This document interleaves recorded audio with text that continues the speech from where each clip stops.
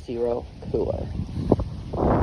It's got an awesome aluminum handle here, and in the middle a nice grip so you can grab on securely.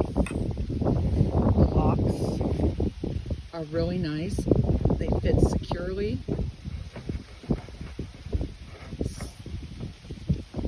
We also have the molded cup holders, and on the bottom of the cover we have the feet that helps from slipping around.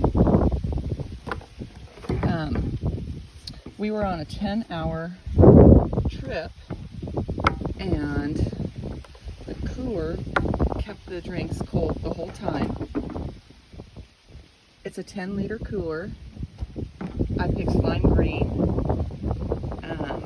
because I knew that I'd be able to find it wherever it be. It's not going to slip away from me. It's really heavy duty, very resistant, and